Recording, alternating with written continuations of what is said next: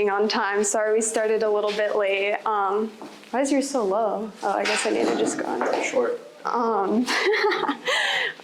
Thanks for coming. I know that this is like a hectic weekend with like Thanksgiving and everything, but we really appreciate that you guys are here. So like it says right here, this is chapter 1, and chapter 1 we started this whole thing during the summer. We were in Europe with our whole family, and we were kind of just sitting one day talking with like our parents and talking about just like our lives, and like, you know, we're at different stages of life, but we're kind of going through the same thing, and we were talking about the different people we encountered and like what we've learned over the years. And so we were telling our dad how, like, you know, we've learned a lot about like financial literacy and everything, and how to talk to people and different things like that, but a lot of people around us don't have the privilege or don't have the resources to know everything that we might know. And we're not geniuses, but over the past year for me, I've learned a lot. So that's kind of how it started. My dad was like, oh, you guys should start something for young people, kind of create a community. So that's why we started this, and we're doing this. And, you know, it's been kind of hard because we're like kind of long distance. I'm all the way across the country in Hawaii. He's in Florida. But we found a way to make it work, and really glad that we could make this happen today. So do you want to talk more about chapter 1? Yeah, you can go next slide. So, hello, my name is Ordonez, if you guys don't know. Most of you guys are here because of Camilla, because I ran for 2-3 years when I had I've had my own business, and I kind of try to run like a little social media community thing, and nobody liked it. So when you put a pretty face on it, then it's a lot, you get a lot more people that show up. So chapter 1, just to elaborate a little bit more about what Camilla was saying. So this summer we went to Spain, went to Madrid, and we have family that lives there. One of them is our cousin. His name is Luis, and we hadn't seen him. They lived here, we grew up with them, and then they moved, and we hadn't seen him for 6 or 8 years? It was like 6-7 years. Yeah, we hadn't seen him for a while. And so we saw him, and it was crazy because like we've lived 2 different lives. He moved to Venezuela, it's like a different situation over there. He doesn't get the same information that we've gotten. You know, we went, like she said, we've grown a lot the last 5, 6, 7 years. And so we spent a lot of time with Luis, and, you know, we kind of rekindled that bond that we had with him. And so we had this idea, you know, like she said with my dad, you know, let's show young people kind of like what you guys have been learning. You guys have this privilege. We have a pretty unique perspective, at least, I mean, more so myself and my other sister than Camilla, because she was born here. We were born in Venezuela, and we'll talk a little bit more about that later. But basically, we've been middle class in Venezuela. We moved here, we had nothing. We've been like, you know, lower class, and, you know, now we've been able to, you know, build a business, and we have some wealth. So we've been able to have like a lot of different perspectives of what decisions lead to what outcomes, and what you have to do to get to different stages of life, right? Like Camilla said, we're not geniuses, we're not rich. Well, I mean, depending on who you ask, but we've been able to decide what we want to do. We know that we have full control over what it is that we want to do. And so that's kind of why chapter 1 was started. So going back to Luis, my cousin, he's a very good artist. He's a really good artist. He actually drew this, and so we're working on a comic book with him. I'm kind of a nerd. People that don't know, I'm a nerd. Like, I love anime. I love like programming, like coding, things like that. I'm a big nerd. I love tech. And so that's the bond that Luis and I share. He loves anime too. So I was like, man, why don't we do a comic book? And like, I have all this knowledge of, you know, financial education and real estate and all this stuff. Why don't we do a comic book? And then so I talked to Camilla. I was like, wait, why don't we incorporate it into what we're doing? So I told Luis, I was like, hey, make these characters for us, and let's make a comic book. And, you know, like the purpose of the comic book should be to teach young people, you know, anywhere from like high school to college to even like young adults, like many of us, what it is that we want to convey. And so that's how chapter 1 started. And so our goal for this is to give you guys a framework of how to make, it's just the information that we got growing up that not everybody gets, you know, because of different circumstances, because of family circumstances or environment circumstances, whatever it is, I feel like we got a pretty good education that's not traditional education as we grew up, as we went through high school, college, and now, now we're adults. So not everybody gets that, and so that's what our goal is. That's what the goal of chapter 1 is, to teach like the basic principles of just like growing up and getting into the real world, and deciding, okay, like, do I want to have this job, or do I want to start this business, or where do I put my money, or why are these people rich and why am I poor, or like, why is there diversity in this world? And so that's our hope, it's still an ongoing process. We're still developing it, but this is kind of like our little prototype for now. So good. So this is kind of what we're going to be going over today. It's going to be split into like 2 parts. So we'll do like 2 hours, and then we'll take a break, lunch break, talk a little bit, and it's going to be interactive too, so you guys aren't just sitting there like all bored. But yeah, this is kind of what we're going to be going over. So now we're going to be going over our stories. His is a lot longer than mine, so I'll let him take over, and then I'll tell mine.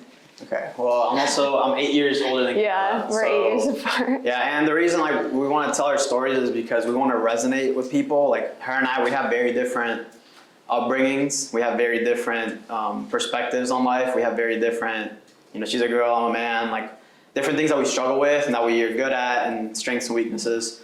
And so our hope by telling our stories is that maybe some of you guys can kind of resonate. You guys don't have to be the same as me, but maybe there's things, there's elements that are similar. And so you can kind of resonate with that. So like I said, I was born in Venezuela. I'm 27 now, so I was born in Venezuela 27 years ago and some months. So we were like a middle-class family. Like I couldn't tell you like our life was bad. Like my dad was a mechanical engineer. He worked for an oil company. My mom was an accountant.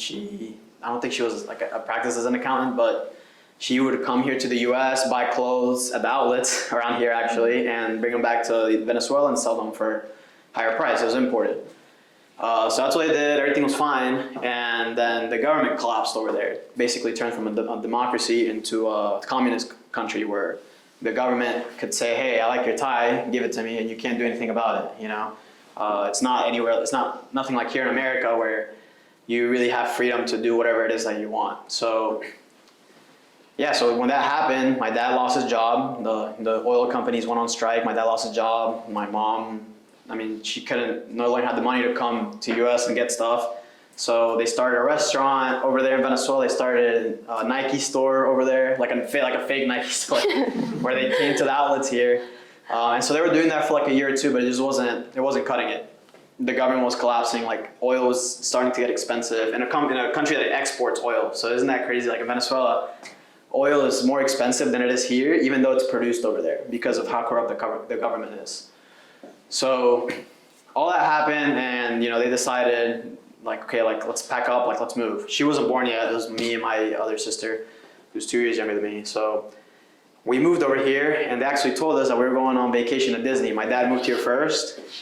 We stayed back in Venezuela with my grandparents, with my grandparents for like 2-3 months. That summer, after school ended, that summer we stayed with my grandparents. And so we were with my mom. My dad was here. He found like a pest control job, like probably paying minimum wage. He was fumigating houses. We thought we were coming to Disney. We actually ended up in Miami with one of my mom's friends at her little 2-bedroom house, and we were all staying in the same room, all 4 of us. And so my dad then got promoted to maybe like $1 or $2 over minimum wage. And so then we moved to a little town near here. It's called Claremont. And they put us in a house with 3 families. It was a 2-story house. It was the biggest house I'd ever seen. I was like, oh, this is a nice house. So we go in, there's 2 other families that are living in the same house. We had 1 room, and we had to share a bathroom. And we lived like that for 1 year. And she was pregnant with me. And she was pregnant. My mom was pregnant at the time with Camilla. So we did that for a year. Camilla was born, so now it was 5 of us in 1 room. And I remember we all slept on the same queen bed. My sisters, my mom, my dad, and I. And so that's why what I'm saying, I've had like a lot of different perspectives. So when you're young, you don't really notice it, but I noticed we didn't have much we had everything we needed when I was really young in Venezuela. Then we didn't have much when I was here, and I didn't understand it, and when you're growing up, a lot of times, like kids will talk to each other and they'll be like, "Oh, you're rich," or and then it's almost like a bad thing. But in reality, I was like, man, I see how she was brought up when we were a little bit more financially stable, and how I was brought up, and it's just she had a lot more opportunities than I did, just because of the decisions that my parents made after we moved here. So obviously, when we first moved here, they didn't know English. My dad, if you're a mechanical engineer in Venezuela, you're no longer a mechanical engineer here. You have to go to school again. So he wasn't going to do that. She's no longer an accountant. It's not quite the same. So they started trying to figure out like what to do. They started a lawn care business. It went pretty well at first, but then the recession came in '08, and they lost that business. Then they got into network marketing. It was going pretty well. Then they found that they could make more of an impact doing real estate, so they moved from network marketing. They took that money and they put it into real estate. And maybe we can get more into their story later, but this is our story today. Yeah. But anyways, so they're kind of climbing the ranks, and what I noticed is that it was like just decisions that they were making that were different from all the other friends that they had that allowed them to get to that point, right? So we grew up, well, when we were here, they had a bunch of friends, they had kids, and so like as we got older, they stopped hanging out with those friends, we stopped hanging out with their kids, and we started wondering why, and now that I'm older, it all makes sense. Like my parents just took a different path, and that gave them a different outcome. It's not that to say it's the right path or the wrong path, and we want to talk about that today, but that's not the path that they took. So that's kind of their story. So that kind of shaped me. Now, me personally, like I played baseball my whole life. Like that's all that I cared about. That's all that I wanted to do. From when I was little, and I thought like I wanted to be a Major League Baseball player. And I was pretty good. I was pretty good at baseball. So, I went to college. I had a college scholarship, played Division I baseball. It's all American, all conference, all everything. Like did really well. And I was like, okay, like I'm gonna play Pro Bowl. I was dead set on it, and I was working really hard with the things that my parents taught me. I just took that and I put it into baseball. My junior year of college, I sprained my ACL, wasn't able to get drafted. And I was like, okay, I'll come back my senior year, it'll be fine. My senior year, came back, halfway through the season, I tear my ACL, the same ACL that I rehabbed all summer. So that didn't happen. I tried to make a comeback. It just wasn't the same. I was getting too old. In baseball, like 1 year equals 5 years, so it's hard to sign the older that you get. So I wasn't able to play, but I was still really good. I was really knowledgeable. And I got a job coaching with a major league team, with the Phillies. So I coached them for 2 years. In the meantime, I started, because baseball is only 6 months, and then you have the off season, or 6-8 months, and you have the off season. So the off seasons, I would come here to this office, and I would start doing cold calls with my dad. And that's when we were first starting to build homes. And so I was doing cold calls to try to get the land that we're actually building now. And so I learned a lot of things that didn't have anything to do with baseball, but it's the same principles, right? And so that's one thing that I want you guys to get out of all of today is like these principles, like they apply to anything, whether you're playing sports or whether you're trying to do your business or you're trying to move up the corporate ladder, whatever it is. Where was I? So I was doing the cold calls. I was working with the Phillies, and my dad was like, okay, like I sold some lots. Like I bought some land and I sold it and I got commission for it, and I had some cash. And my dad was like, why don't you do a flip? That's how he started. He started doing flips, a house flip. So I did one flip, and when I sold the flip, it took me 6 months to finish it, which is way too long. It should take like 3-4 months. 6 months to finish it, but when I finished it, I made more money off that one flip than I did both of my years combined working with the Phillies, which is a prestigious job, like I thought it was so cool working. I still have the gear that they gave me, all these shirts, and because it's cool, it's prestigious, is what everybody thinks is cool, but you realize that it's more cool to be able to provide for your family, to be able to travel wherever you want, to be able to have your time, your freedom. And so I made the decision. I was like, okay, like I'm not gonna work for the Phillies anymore. Like I liked it, but it just wasn't fulfilling me. I thought it was gonna give me the same fulfillment that playing did, but it didn't. And so once I figured that out, I was like, I'm just gonna go all in and just do my business. So we'll talk so today that's what I'm doing. I'm doing real estate development. I build houses, but I didn't know anything about it up until 4 or 5 years ago. I didn't know anything about real estate. I knew some of these things that we're gonna talk about, just from being around my family, but I started from zero, and my parents didn't give me money. They gave me a lot of knowledge, which, maybe you guys don't have people that are close to you that can give you this information, but that's why we're here. So that's kind of my story overview. So My story is a whole lot different just because I was born here. So I already grew up and I had the opportunities that a lot of people or that people in Minnesota didn't. But it was kind of weird because growing up, like, obviously we were going through different like wealth classes, I would say, and like luckily I didn't really know the extent of how bad it was, like when it was really bad, when we were like poor and stuff. Like at one point they couldn't even pay for his college, and luckily we got out of that situation. But so my childhood was like pretty normal, I would say, but I never really knew like what I wanted to do, and I never really thought about it. Like at some point, like I wanted to like go into law, then I was like, I don't like reading, like why would I do that?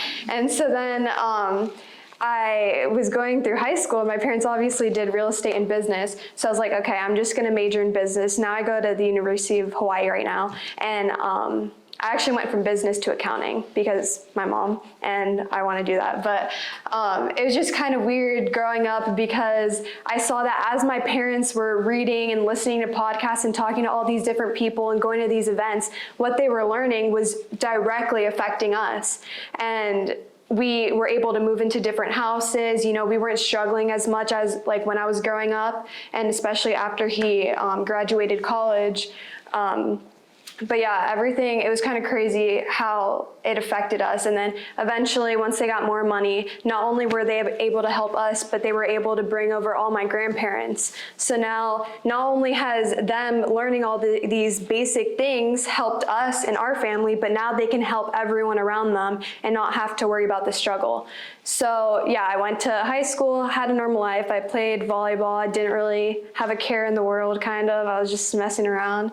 And then I went to college, and it was just like, okay, this is kind of like the real world now in some ways. Like, you're not going to school every day and have like a set routine. You're kind of making your own schedule.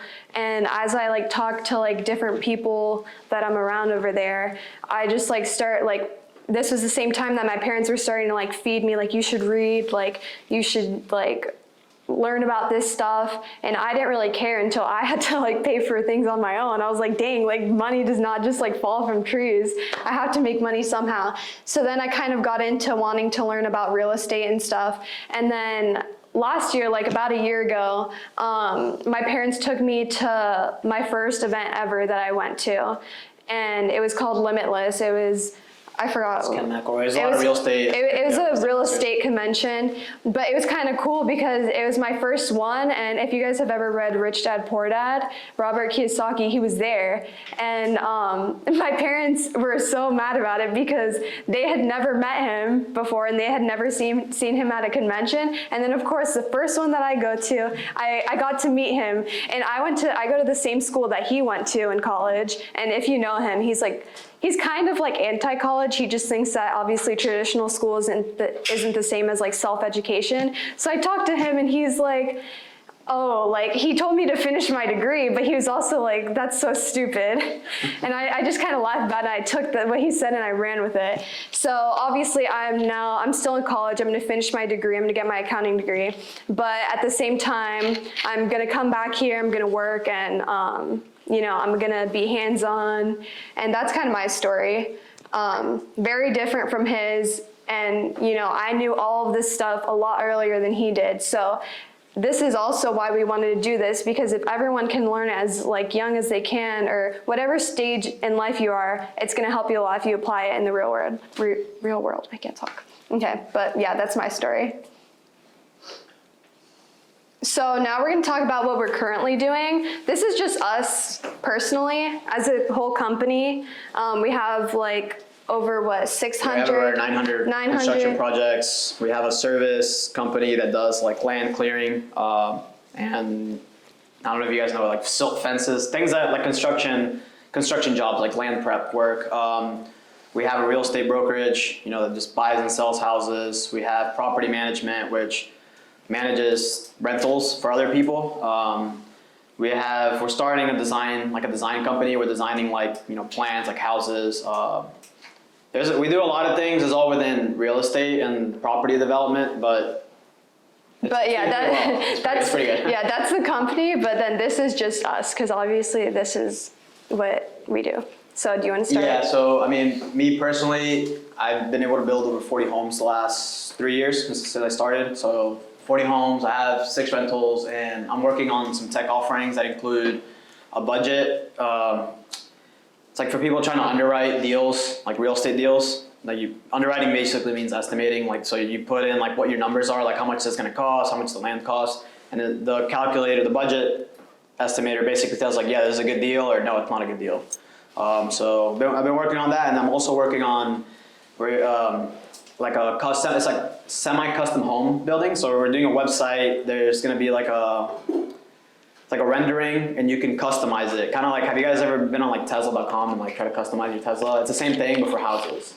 So people will be able to customize their homes, and we'll build it for them. So that's what I'm working on.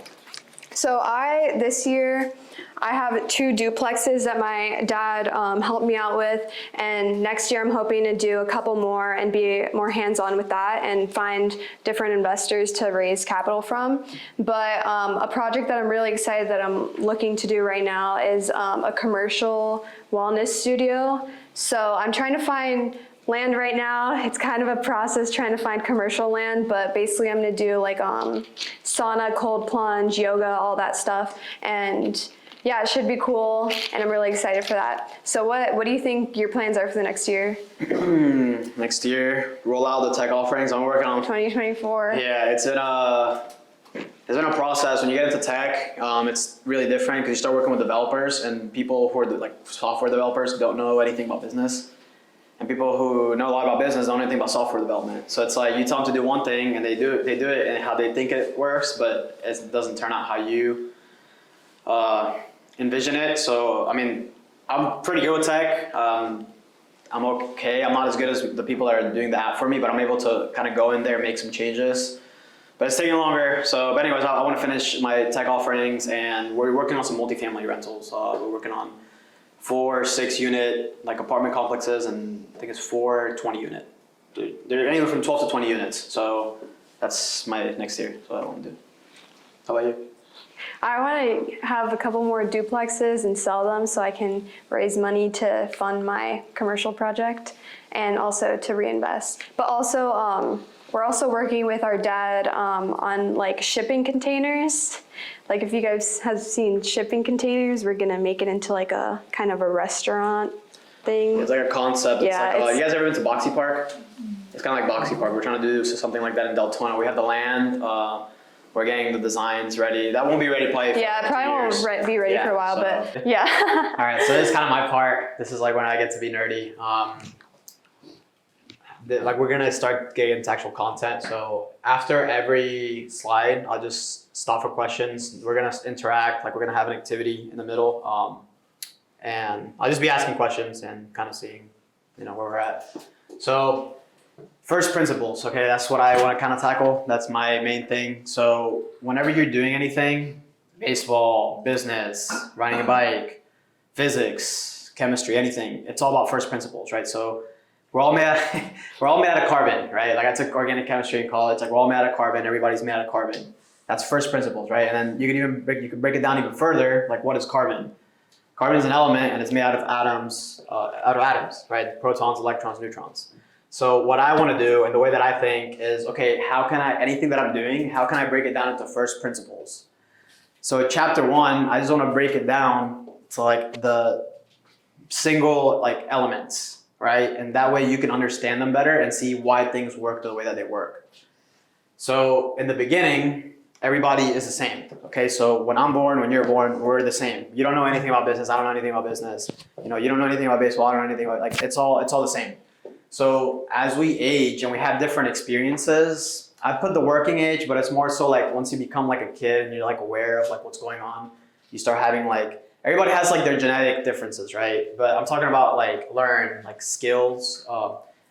Like that's why some people are good at singing, some people are good at dancing. That's why I can't dance and some people can. it's things that you acquire over, if your family dances a lot, then you're going to acquire that too, if that's your environment. So everybody's the same, but then once you hit like a certain age, that's when things start differing. That's when people have different interests. So then when you have different interests, you make different decisions. I might go into sports, you might go into programming, you might want to be an engineer. She might want to go out with her friends, not really, but everybody makes different decisions, and then those decisions, those choices, they start shaping you into who you are and into what you do eventually. That's why, that's like we're different. We had different upbringings, even though we were the same. At one like we had same parents, same blood. Our choices reflect who we are. And so that's, we're on two similar but different paths. But this is why. It starts from first principles. Go ahead. Do you wanna add on to that first? That's pretty self-explanatory. Okay. So now I want to talk about first principles of like where money comes from. And so, where does money actually come from? How can you earn money? How do you earn money? Right? And so if you dumb it down. I was talking to somebody yesterday, and I was telling him the 3 ways. I was showing him the slideshow as an older man, and he was like, "Well, there's actually other ways." And I was like, "No, but if you dumb it down, like basic, like these are the 3 ways that you're gonna earn money." Because even his argument, I'll tell you his argument after I'm done with this. So the first way to earn is wages, okay? And wages is like what we call like a salary or a commission. Or somebody else is giving you money like to do a job. Okay, so if you're in sales, so the guy's argument was, well, sales is not actually wages because you could be an independent salesman and they pay you off commission. I'm like, yeah, but still, you're not getting paid unless somebody pays you for doing that service of selling. And you don't own the product, you're selling for somebody else's products. That's wages. Okay, so can anybody tell me like other examples of wages, labor? A job. Yeah, so it's like a job. Okay, so like if you're an accountant or if you're an engineer and you're working for a firm, if you're an architect, if you work at Publix, okay, that's wages. So you have an agreement with the business to do something, and they're gonna pay you for it. Okay, so that's what most people. I think the culture is kind of changing a little bit because of social media. Like there's just a lot more.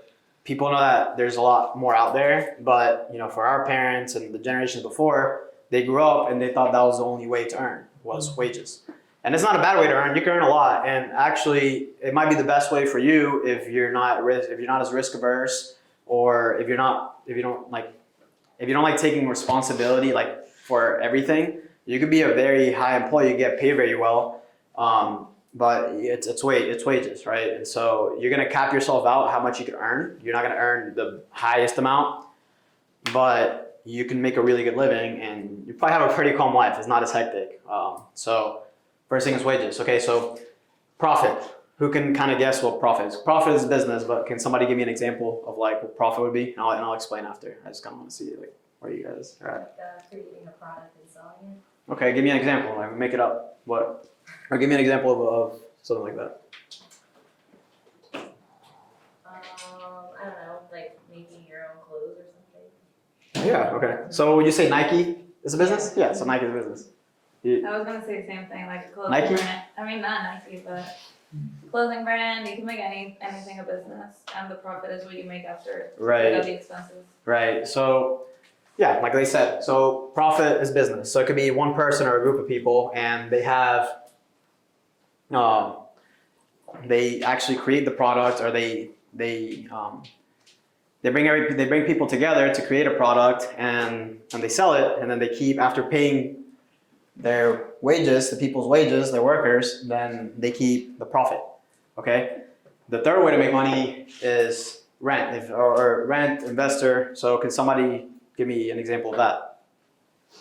Real estate development. Not real estate development. I mean, when you build and then Owning real estate. yeah. So if you own real estate, or what if you own the factory where the products are made, or what if you own a product that people use? What if you own like what's a good example of this? Royalties.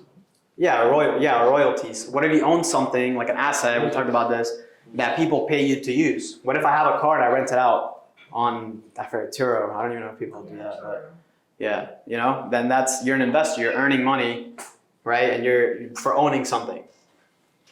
Okay, so those are the 3 ways to earn. And I mean, can anybody think of like another way? And I'll challenge you and show you how it fits into one of those 3 things.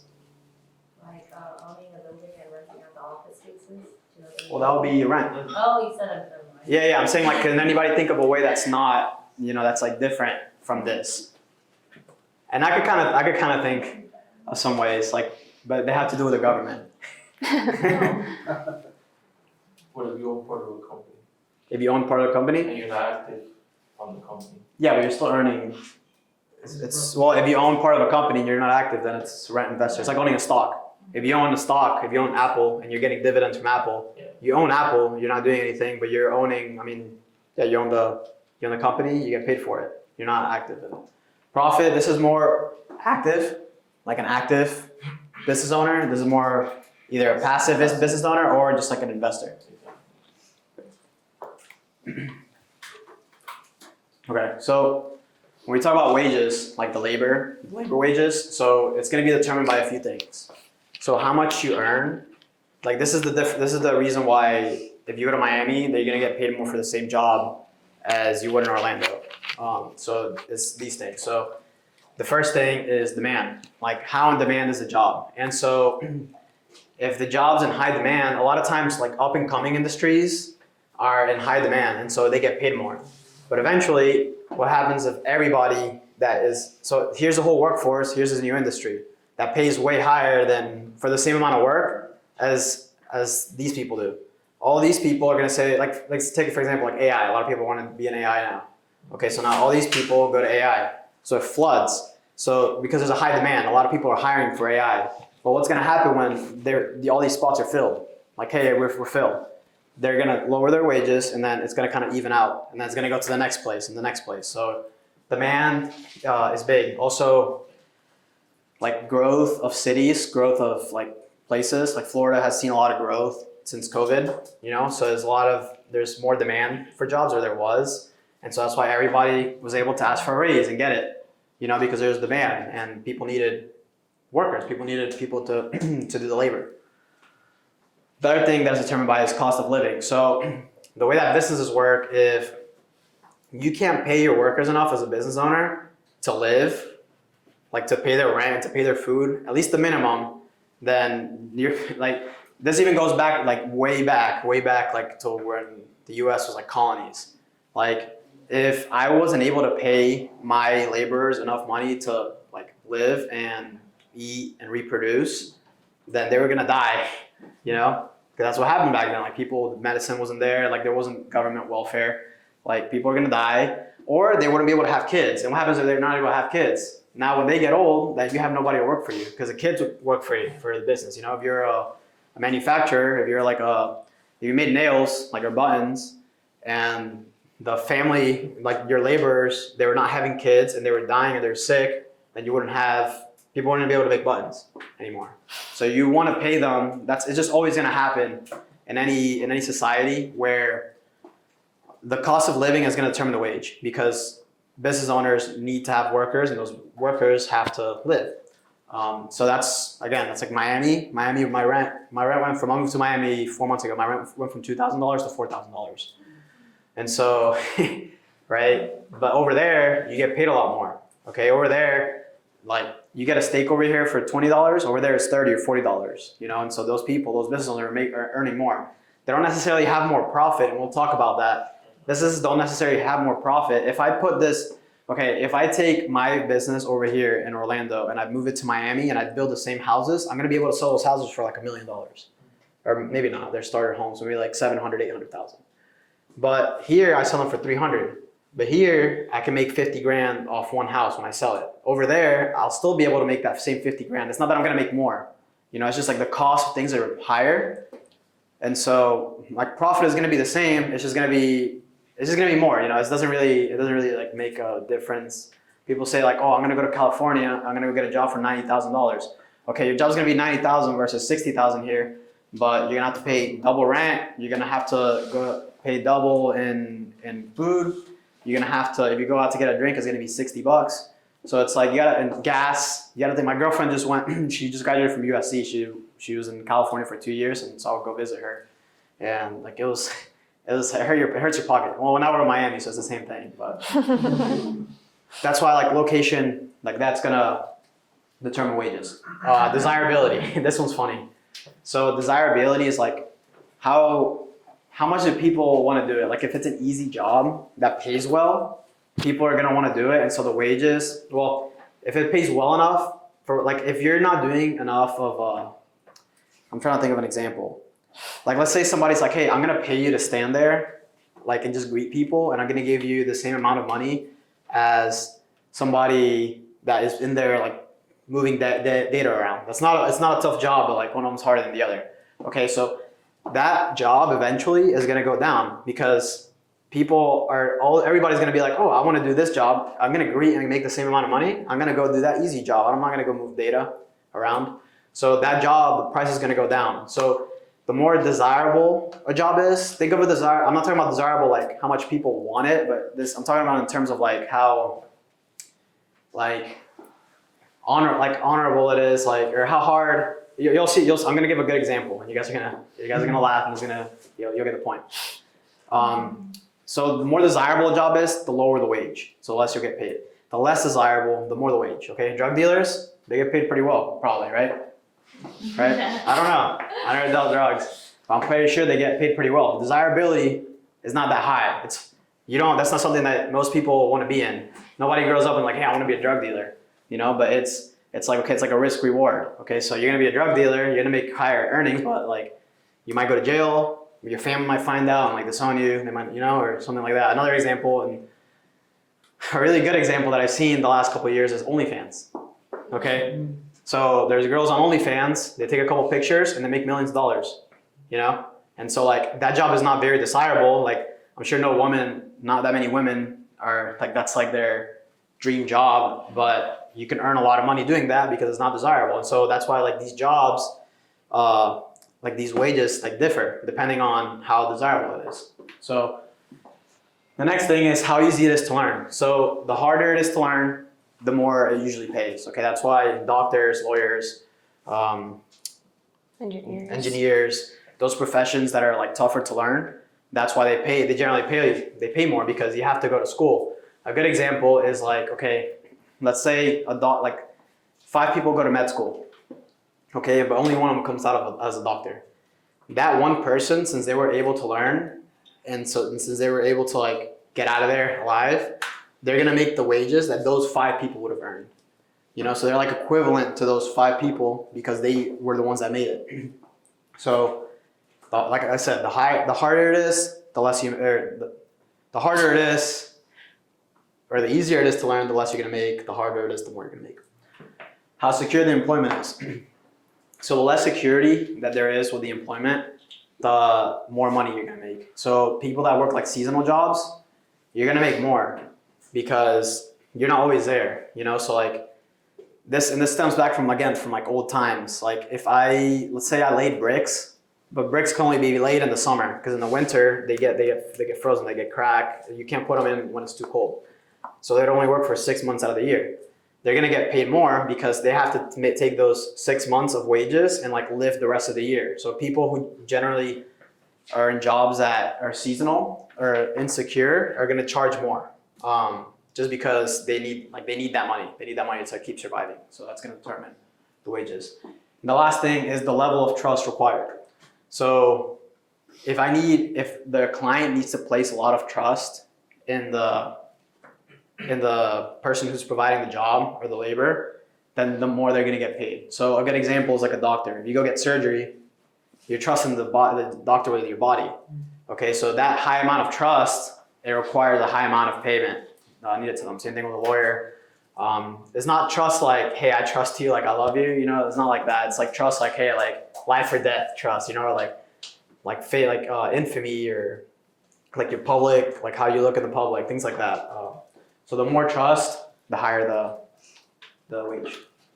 You got something on that? Do you guys have any questions about that? Okay. It's like, this is very basic. Very basic. So. Okay, so we're gonna move to profit now. Remember how we talked about wages? So now this is profit. So wages were determined by all those things. Profit, remember how I was telling you guys in Miami versus Orlando? It's the same profit. So that's because profit is not determined by the things that wages are determined by. Profit is determined by two things. It's risk and desirability. So risk, the riskier it is, the more profit you're gonna have as a business owner. That's why there's so much money in construction. Construction, you're relying on material, you're relying on the real estate market. It's pretty risky. The real estate market plummets and you paid out higher for material. This kind of happened to us, it's happening to us a little bit this year. We're not doing quite as well because the prices of materials went up in the last 2 years, like since COVID. And now, I mean, luckily we're in Florida, so it hasn't gone down as much. But now, like, the house prices are kind of evening out, you know? So it's like, then you're not making, you're like, there's just more risk. And if you're making bigger buildings, let's say we wanted to build big apartment complexes and the market went down, you know, that risk is going to be even greater. Right. So the more uncertainty, the more potential for loss, the less that you can measure it. If you can't measure it, if it's hard to like pinpoint how much you're gonna make, then it's gonna be more risky. It's like like you either make everything or you make zero. That's why like startups, like in the tech era, like when Facebook and like all those social medias are coming out, that's why it was such like a big bet. There's an area of like business called venture capital, where like people fund like risky businesses. And so they say that out of every 10 companies that they invest in, 9 of them fail, only 1 of them, but that 1 of them is a unicorn, makes all the money back. And so these are risky businesses. Facebook, when you released it, nobody knew what was going to happen because people are just starting to get used to the internet. This is like a social experiment. Like nobody knows what's going to come of it. Nobody knows how they're going to monetize it. So that's risky. So it succeeded. Okay, here you go. All the profit. Okay. If I'm doing a cleaning service, if I'm cleaning people's houses, that's not risky. I buy some equipment. I maybe spend $500 to get the equipment. I hire somebody to do the cleaning. I do a little bit of advertising. I can get 10 houses, but I might make, maybe if I'm charging $150 for a cleaning, I might only make like $25 of that in profit. So the profit isn't as high because there's not as much risk. So the riskier the business, the more profit. That doesn't mean that it's better because there's a lot of businesses that were bad ideas that are really risky that you're just going to fail and you're just going to lose a lot of money. So by the measurableness is important to know because it's, even when we do like, this is funny, my dad does like courses for like how to build homes. And a lot of people are like, oh, well, like what's the risk? Or like, what's my guarantee that the home is going to be built? It's like, A, there's a lot of risk, and B, you have no guarantee. Okay, because like this is business. This is a risky business. You could lose all your money. But if you do, like if it goes well, you're gonna make a lot of money. Because you can't really measure it. I could go and underwrite and estimate all the different materials and all the labor for building the home, but I'm not gonna be able to tell you with 100% certainty, like, yeah, this is gonna work, right? Like something might happen, like it might be a hurricane, it knocks it down. There might be, the materials might go higher in price, so you might end up spending more than you need to. So there's risk, and you can't really measure it. Whereas like there's some things that you can measure, so let's keep that in mind. The second thing is desirability. So think back to the OnlyFans model, okay? So the more desirable, the less is gonna be, okay? The less, the more you're gonna have. So for this, like in business, think about like coal mines where there's people like doing like dangerous jobs, or even like roofing. Roofing, there's we have a roofing company too. But there's like, you have to pay a lot of high insurance because people can get hurt, like you can be sued, like there's more risk to it. This is not a desirable job because if somebody gets hurt on the job, you're liable for it. And it's just like, it's risky, it's not desirable. Other things, like if you have a drug cartel, that's not very desirable. And so you're gonna make a lot more profit. You'll be Pablo Escobar. So I just put a list like desirable job and undesirable job. So clean, comfortable environment, versus, again, I would say construction is kind of in the middle, right? Like you have to people have to be out in the field, it's hot, people are working, labor, and so it's not super desirable. So that means the profits are going to be a little bit higher. Whereas like a tech is, you have to like take both of these combined, right? Because like tech, like okay, you can just sit there and code out and do like an app, but like it's also really risky because it can go to zero. So like the profits can also be higher, but it's also very desirable. It's not super like, it's not dirty. It's not a dirty job.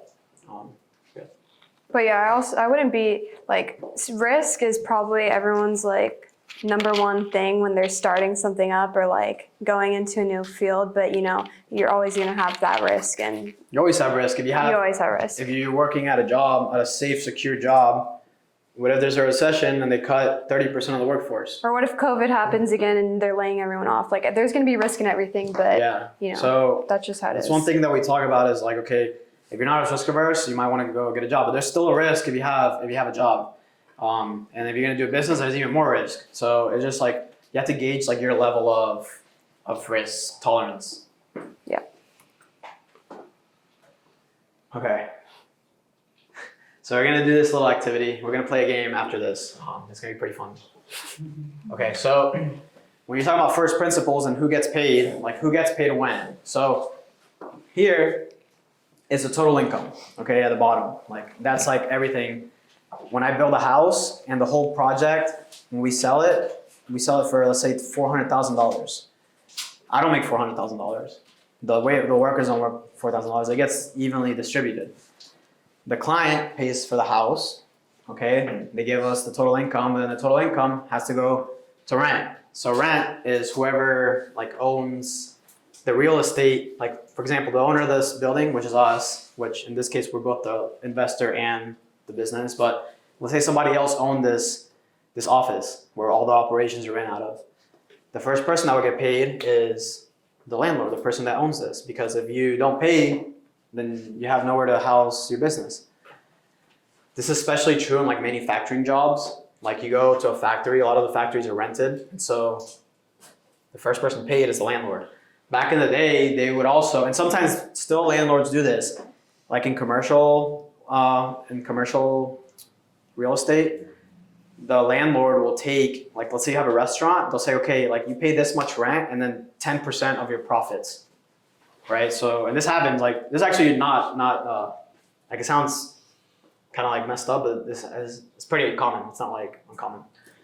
So it goes first to rent, then it goes to wages, to labor. So it goes to the employees, right? So we build a house, we pay the owner of this office for the rent, we pay all of our employees that are doing the numbers, the accounting, the construction, everything. So then the money goes to them, and then whatever's left over goes to the business owner, right? So the business owner gets paid last.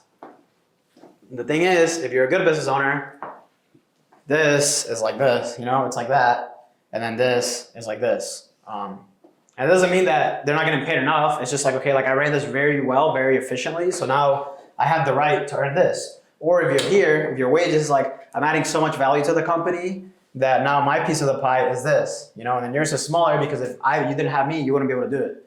Now this guy, the rent, he earns regardless, it doesn't matter, you know, so now it's just up to them like to negotiate a fair price with the business owner. So the business owner is able to rent. It's kind of like, it's similar to how we're talking about wages, like the company owner needs to be able to pay enough for the people to live, right? Like for an investor or a landlord, you need to be able to charge like a fair price to the business owner so that they are able to pay the rent. Because if not, then nobody wins. Okay. That's the game. Okay. So we're gonna play a game, and then we're gonna play a game, and we're gonna take a break. Right? Yeah. Okay.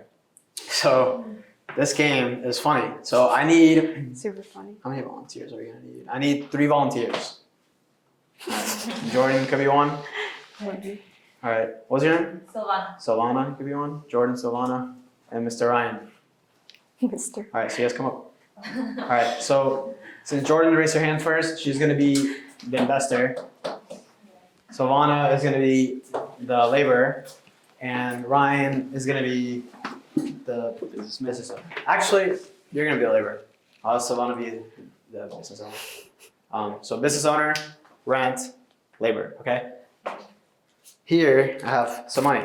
and so you're the business owner. Okay. So you worked really hard, you did something before, so now you have money. Okay. Okay, so let's see. Give me some old ones. Promise you guys, I got this from the bank, not somewhere else. He went to the strip club.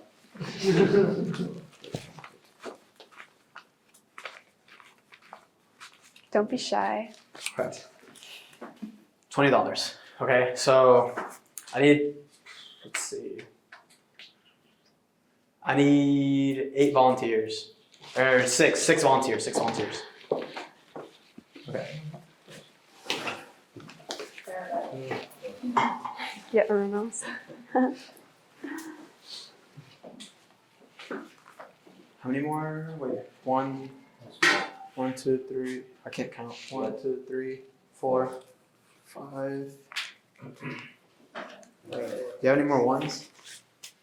Do I have any more ones? Yeah. Let me actually. Oh, yeah. Let me get some of these. I'm the government. Mom, do you have any $1 bills? Okay. Let's go later.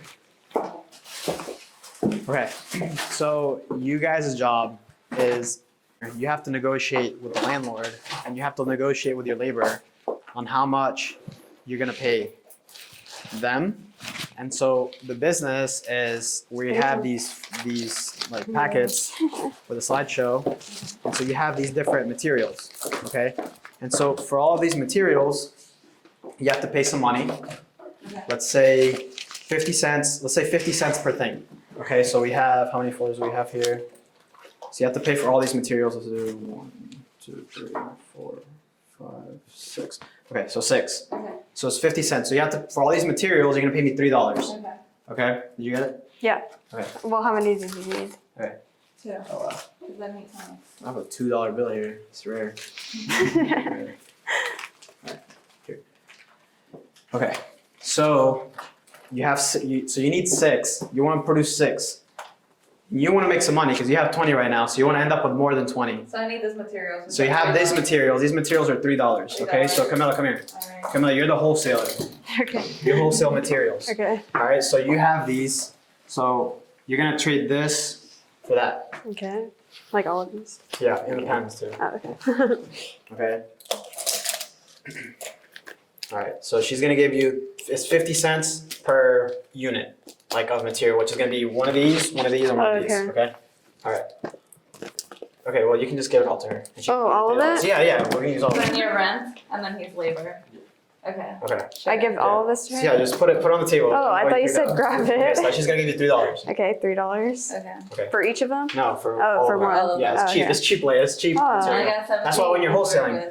Okay, so Not she getting just spent anything. money on her materials, okay? She's a business owner. Now you need somewhere to work, okay? So let's go over there. That's your workshop. And Jordan, that's your, okay, I'll take your materials over there. Actually, I'll be the wholesaler. Oh, okay. Just Okay. take my job. So you found a place to work. Actually, let's use this part. Let's use this. So this is the office. This is the office, okay? And now you have to pay, now you have to negotiate with Jordan Okay. and with Ryan because To come work with he's gonna put together your product, which is gonna be packets of this that we're gonna sell to our clients. Okay. And she's just the landlord. She's just you have to make sure you have somewhere to work. Okay. Okay, and so at the end, what I want to happen is I want Ryan to put these together and sell them to the people, and he has to negotiate with the people too, how much the price is going to be. And so your job is to have more than $20 at the end. Okay? Okay. Okay, sure. So how much do you think your office is worth? How much? Oh, wait, one important rule. If you can't negotiate with them, then you guys don't get, then you guys don't get to keep the money. Okay. You guys get to keep the money if you guys can come to an agreement. If not, you don't get to keep the money, and the government takes all the money from you. Okay. So you have $17? $17 for the No, office. is that how much you have? I mean, I don't know. You don't know how much I got. She shouldn't be knowing how much I No. got. Yeah. No, So you should. you You just should. get No, it you from- should know. So you're gonna. Yeah, it's more like Wait, her to her. So how much is the rent of the office? For a month. For a month. There's 1 month's worth. You guys can come through here. Hi. Sorry, we're playing like an activity. You don't have to look at me. So you're okay. So remember what I was talking about? say any price. Yeah, but it's a negotiation. Oh, It's a negotiation. So you're not. That's like she could say no. That's too much. I can't do my business.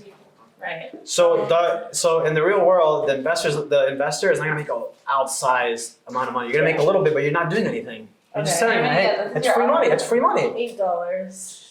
$8. Okay, I think this office is worth, based on the size and the location, I think it's worth $4. How can we agree in the middle? 6. I'm gonna need Let's a do- little more than let's do- 4. 4.5 and we get close. You can get your rent. Why are you looking at me? Not 6, are you sure? 6 is a little too much. I mean, it's gonna be hard to get another tenant in here. Okay, what because of about the 5? circumstances? Because you do need a place. It's okay. 4.5. You can do 5. Alright, 5. 5 it is. Okay. Here you go. I need you to work for me. I need you to build this folders and sell it to people. Okay, no problem.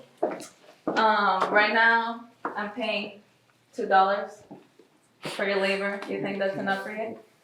It's kind of low. I'm thinking about 3. 3 is good? Yeah. I mean, we could start at 2, and then based on your like performance, I could keep putting up your pay. Okay. Good? All right. So $3. Amazing. You're Okay. amazing. So now Ryan. So Jordan. Now you're chilling. Okay. You got paid. That's your rent for the month. Like So I'm done. you go spend that at Sephora. Okay. Now Ryan, you have to work. Okay. So you have to put these packets together. Okay. All right. So put these packets together, and so this is while Ryan puts them together. This is kind of like any business. That's kind of how it's gonna work. Okay. So Jordan, can you close the door? That's kind of how it's gonna work. You're gonna have like whoever she's taking risks. This was her capital at first. Yeah. Okay. He's not. It's all together. Yeah, you have 20. Yeah. No, I only had 18. You want me to tell you? No, I got 20. Because I pay her 5 and I pay him 2, so I need to have 13 right now, and I only have 10. Because he asked for 2 at first. Yeah, the Or she went material. to- Oh, right. Yeah. True. Okay, so she's taking all this risk. She's putting all this together. She's finding a place to work at. You gotta put all of them together. You signed up for this, dude. Yeah, you Okay, so- volunteered. So she is the business owner. She's putting it all together. Okay. He's taking the least risk. He just has to do his job. He's getting paid, and he's gonna get paid as long as the company's there. You have to make you have to make gotta all give me this a all this work. It's Yeah. tough. Jordan, you did a good job. You bought the office, and you're just getting you're earning money. Okay, but you might be screwed too. But we'll talk about that later. How you could be screwed. You're Okay, screwed. so Ryan is working, and so we gave everybody some cash, and so you guys have to spend it all. But you guys are gonna have to buy for whatever like it is this product, and so your goal is to earn all your money back plus some. So it's up to me. So it's up to me now. You have to sell. Up to them. Yeah, or you can hire somebody else, but you might need to spend some more money. But I got him himself for me. That's myself. Or you can have them sell more. Yeah. Yeah. You better pay me more. Let me see. Let me see how you perform. I think Ryan. I think you should prove yourself and. Yeah, that's what we And do this. agreed on. Alright, Or hire someone from Upwork. I'll make you something.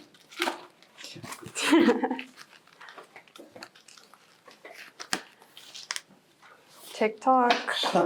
Can you get some wands for my car? I didn't math it right. No. Broke. It'll be I okay. already am like. Yeah. This is $8 It's okay, but you just don't know. You don't know who has your money. You don't know who has your money out there. That's the uncertainty, right? So there's risk. So right now she's like, "There's no way I'm gonna make this back." No, You gotta make I already you gotta make sure that your product is good, because if not, these people might not want to buy it. So Right. make sure that he's doing a good job. Come on. Okay, look, and by the way, you got some extra ones too, because she's nice and she wants to build a relationship. This happens. Okay, Wait, yeah, that like happens. for free? Yeah, so now put them together. Bundle pricing. Yeah. About 10. Well, you have no say about how many you do because she's just employing your time. You're getting paid for your time, not for your output. Damn.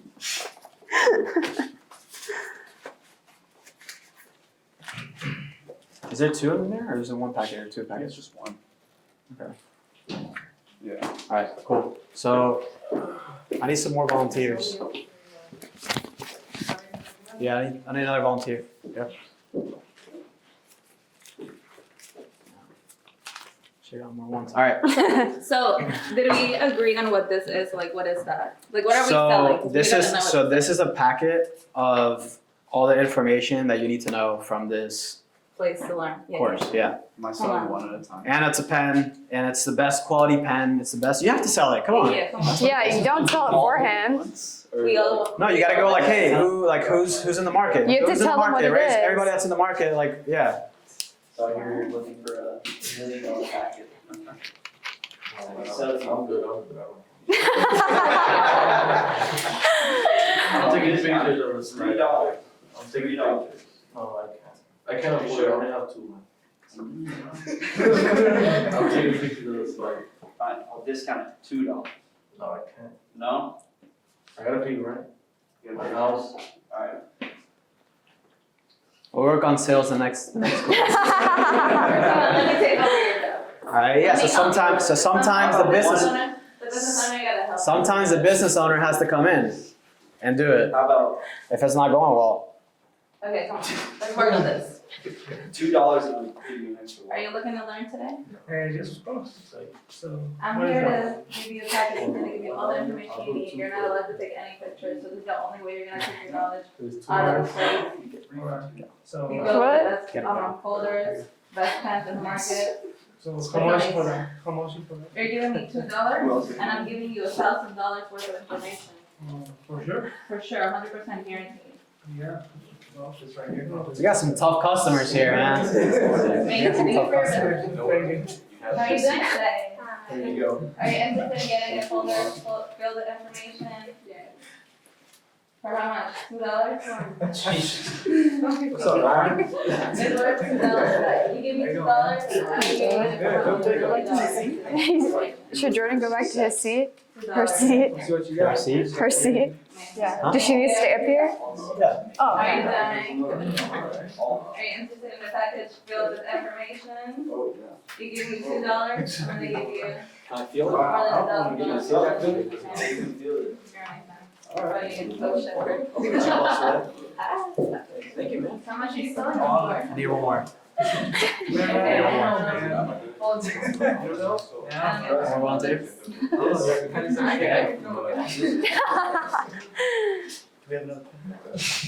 I think Did you there's one- sell the One more. Did you sell the Back there. pen without checking Back if there, you we have had one more customer. inventory? Ryan, make sure. Ryan, wait. Okay, wait. Come here. Let's go over something. Okay, wait. There's a couple more. There's a couple more. Okay, wait. Okay, now we're about to see something right now. Okay. So, how much money do you have so far? And you started with 20. 4, 5, 6, 7, 8, 9, 10, 11, 12, 13, 15. I'm short Okay. 4. So you're short 4, and then if you only get 4 back, then it's like, why did you even work? Yeah. So that's the risk that you take. Okay, so now you have some options. You could raise the price. You could raise the price for So, one of you them. got some money for me? Cause I you sold the folder, so that's my money. Yeah. So what did you guys agree on? 2? $2. Yeah. So you gotta give her her money. Yeah. Okay. So how much do you have now? He got the 20. one bill. Okay. So now she has 20. She's right back where she started. So she needs to raise her price. Okay. And I see there's one more person we could sell to there. But you wanna. Girl. But she only has, and then there's another one. So you only have $2. But okay. He has $2. So there's 3. There's only one of them. Oh, snap. So really what you should have done, what you guys should have done, you guys didn't sell good enough, and I didn't give you guys enough money either. But you either need to raise the price or you need to like get some referrals. You need to I figure thought something everybody out. had $1, so I thought I was just working like. Well, you didn't know how much anybody had, so you had to kind of figure out like. Right. So yeah, so okay, so now how much money do you have? I have $20. Okay. I'm on hour 2, by the way. Okay, so Let's now. go to her. So now, He's no, on so our now team. wait, you you don't know this. You don't know this. I don't So know. now let me. Okay, now you guys are gonna get a consultant, and I'm gonna help you guys sell. All right. So You need to take money from them. who's interested? Who's interested in this? Okay, who has money? Everybody has to be. Everybody better be interested. All right, so you got 1, 2, 3, 4. Okay. So this folder is. You're gonna make so much money from the knowledge in this folder. If you have $2 right now, that you're gonna make $2 million like from it. Like it's unreal. So would you It's rather give unreal. me? Would you give me your $2 if I tell you that you can make $2 million from what's inside this? You give me 1, you're never gonna make money. How about you? Well, how can you guarantee that? I can't guarantee anything, but how can you guarantee that you won't crash your car when you go drive? Okay, so you $2. I need 5. She pulls out her How about you? wallet. I'll give you $5. You give me $5? Yeah. All right, so you gotta go make change. You're trying to sell me. Where's my This. change? All I have is 5. Let me Take it or leave let me it. get you some change. You're gonna give your rent money? Can I buy a scooty in your All right, place? so I'm gonna give you this. She has 20, but she's gonna give me 5. That's right here.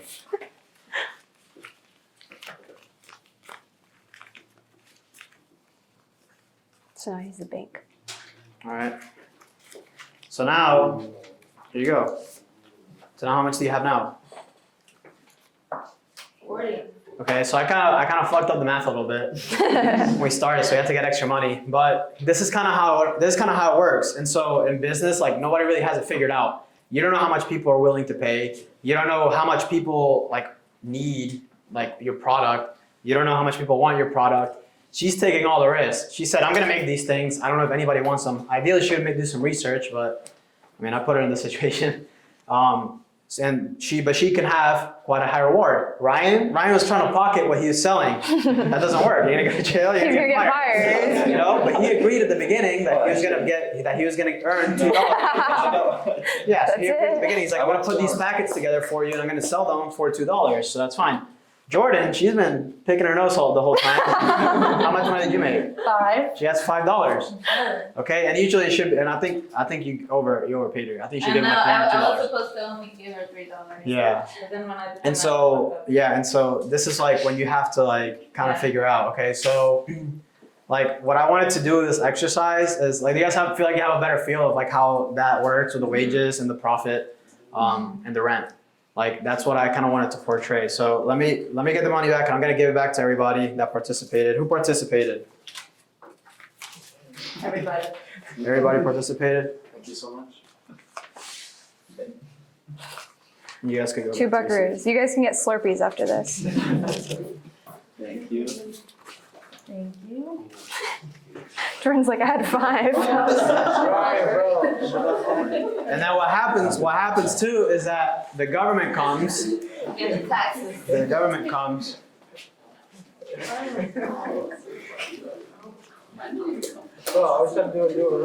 And so, if you're a business owner, so let's say who else? Did you participate? No. Oh.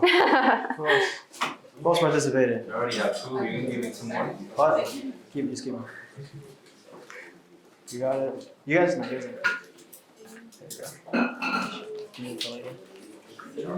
All right.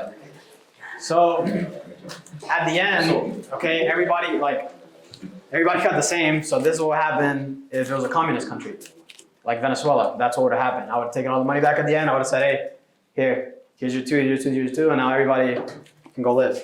But it's not, I mean, I don't think it's a good thing for humanity because I think it hinders humanity because there's no competition. If everybody got $2, then she would never get up here and try to put this great product together, right? Like, because there's opportunity to do more, she got up and she was like, I'm gonna put these together, I'm gonna put this team together, and we're gonna try to make something special, and came up with a product. So that's how business works. Now, in the real world, she would have had those $20 or $40, and I would have came and I would have said, all right, you had 20, you made 24, I'm gonna take, say, 10% of that or 20% of that. Okay, and then she would have only made, instead of $24 profit, she would have made like maybe 12 or 13. You had what, $3, $2? $2. I would have taken 70 cents from you. And now you would only had $1.30 instead of your $2. because I'm the government and I'm gonna tax you. The investor, where's Jordan? If you do your things right, I don't want to take any money from you, because the government pays and they have incentives for people that are creating businesses. That's why you're getting taxed less. That's why you're not getting taxed, or you're getting taxed very little, and that's why you're getting taxed the most. Because you're not really, in their eyes, you're not creating business. You're not creating jobs. You are the job. You're not creating jobs. You're creating jobs. You're creating business.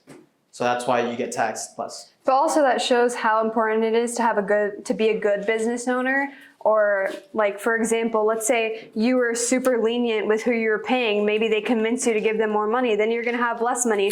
Or what if your worker, he's like throwing the papers around. He does a shitty job, or he has a bad attitude. He can't sell. Not saying that you did that, but you know, it shows you have to be a good business owner and be able to run that business successfully and have that system so that you can make money and so that this works in your favor. And so we'll hold on to those dollars. We'll probably let you, I mean, $2 is nothing, but we'll let you guys keep them.